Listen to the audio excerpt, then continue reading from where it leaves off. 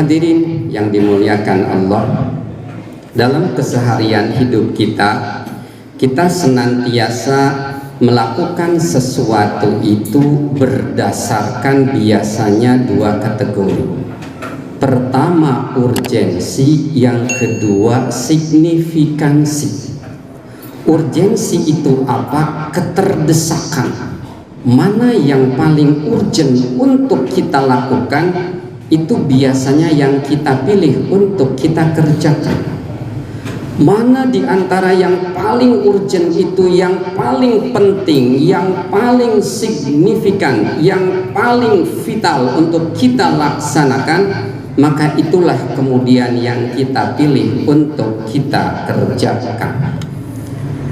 Terkait dengan ajaran agama dan terkait juga dengan sikap dan perilaku yang tepat yang akan membimbing kita selamat dunia akhirat, dan juga akan menjadikan hidup kita tenang dan damai, ada ungkapan ulama yang sangat menarik, ada kajian ulama yang sangat menarik bagi saya, yang ini penting untuk kita lakukan dalam rangka kita menggapai kebahagiaan dan ketenangan hidup. Salah satu kunci untuk kita menggapai ketenangan hidup itu adalah menjadikan Allah Subhanahu wa ta'ala satu-satunya prioritas paling dan maha penting dalam kehidupan kita.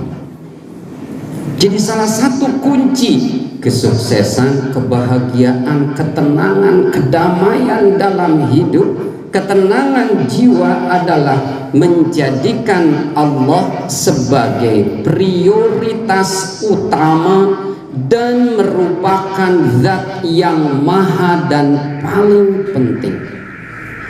Mari kita preteli penjelasan tentang Allah, zat yang paling penting. Hadirin yang dimuliakan Allah, kalau kita merunut kepada teori social exchange, saling tukar menukar sosial, seseorang yang diberikan kebaikan oleh orang lain, maka cenderung orang itu memiliki rasa hutang budi kepada orang itu untuk membalas kebaikannya. Ketika misalnya para bapak, para hadirin yang dimuliakan Allah melancong ke Bandung, dan kemudian sahabat para bapak hadirin kemudian menyediakan tempat tinggal full service penuh 24 jam dengan makanan, minuman, segala macamnya selama 1 bulan free tanpa harus bayar, alias gratisan. Apa yang akan bapak rasakan? Rasa hutang budi, rasa ucapan terima kasih yang luar biasa. Saya diservis demikian sangat istimewa, yang kalau misalnya dikonversi ke rupiah akan sekian juta atau mungkin sekian puluh juta. Maka kemudian perasaan berhutang itu akan menjadikan orang itu ketika meminta kepada kita, ketika meminta bantuan kepada kita, kita pasti akan sigap mengatakan siap Pak. Kenapa? Karena hati kita sudah kebeli oleh orang itu. Mari sekarang kita analogikan ini kepada seseorang yang telah memberikan kita apa yang kita perlukan dan apa yang kita inginkan. Siapa itu? Allah Subhanahu wa ta'ala. Kalau misalnya hadirin hidup 35 tahun, pertanyaannya, selama 35 tahun itu dapat fasilitas apa saja dari Sang Maha Pencipta? Oh banyak Pak, tidak terhitung. Nafas saja kita sehari semalam, ada yang mengatakan laki-laki itu 18.000 kali Pak.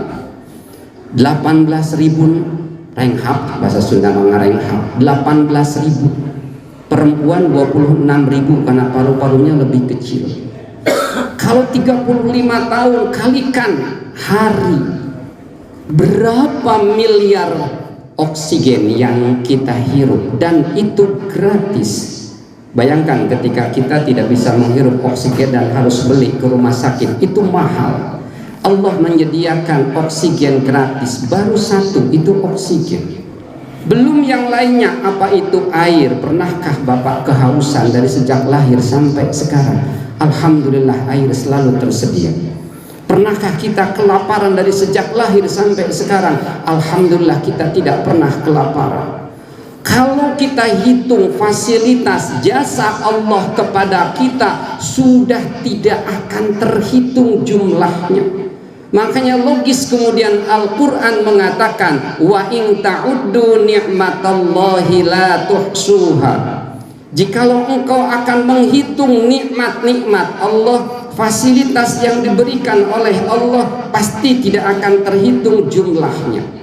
Artinya kalau kita ngukur balas jasa, kalau kita ngukur besarnya input yang diberikan kepada kita, harusnya kita paling terima kasih itu kepada Allah, kepada orang yang menjamu kita hanya 1 bulan saja full free. Kita demikian sangat terima kasih. Kenapa? Kepada Allah dari lahir sampai sekarang, dan saya yakin sampai kematian kita, bahkan pasca kematian kita, Allah lah yang menjamin kehidupan kita. Kenapa kita tidak menjadikan Allah zat yang maha penting? Itu pertanyaan besar kepada kita. Kalau kita bisa matur nuwun, kalau kita bisa hatur nuhun kepada orang yang memberikan kebaikan kepada kita, kenapa kepada Allah kita tidak memprioritaskan Allah sebagai zat yang paling penting untuk kita perhatikan segala-galanya? Hadirin yang dimuliakan Allah, mari kita breakdown bagaimana menempatkan Allah sebagai zat yang paling penting, sebagai wujud rasa syukur kita, sebagai wujud bahwa kita, kalau kata bahasa Sunda, kahutangan budi oleh Allah. Pertama, kaitannya dalam hal ibadah. Ketika kita menjadikan Allah zat yang paling dan maha penting, maka ketika kita tidak ada kegiatan yang mendesak, azan dikumandangkan, langsung bergegas. Kita tinggalkan sesuatu yang tidak mendesak. Kenapa? Allah zat yang maha penting. Allah manggil kita, maka kemudian kita bergegas datang menuju menyambut panggilan dari Allah Subhanahu wa ta'ala. Kecuali ketika kita dalam kondisi mendesak, seperti dokter sedang mengoperasi pasiennya, dosen lagi mengajar mahasiswanya tapi masih memiliki waktu yang panjang. Kalau dipotong nanti nanggung, bisa diundurkan, tapi bukan niat menjadikan Allah nomor 2. Itu salah satu perilakunya. Contoh perilaku lain dalam hal ibadah, ketika kita menempatkan Allah zat yang maha penting adalah dalam sholat. Ketika kita menjadikan Allah zat yang maha penting dalam sholat, maka tidak akan terbersit kepikiran kita untuk memikirkan hal selain Allah. Tidak terbersit pemikiran kita, karena kita seorang dosen biasanya kalau sholat ingatnya ini mahasiswa belum dikasih tugas, ini tugas dari Kaprodi belum dilaksanakan, ini mahasiswa tugasnya belum dinilai. Kalau dia seorang dosen, maka dalam sholatnya tidak kepikiran hal yang seperti itu. Kenapa? Tidak penting hal seperti itu. Saat ini saya sedang sholat. Yang paling penting ketika saya sholat adalah mengingat Allah, karena Allah zat yang maha dan paling penting. Tetapi ketika kita melihat dunia lebih penting daripada Allah, maka biasa saja ketika kita sholat Allahu Akbar, langsung bubar pikiran kita kemana-mana. Kalau mahasiswa ya ingatnya kepada tugas mata kuliah.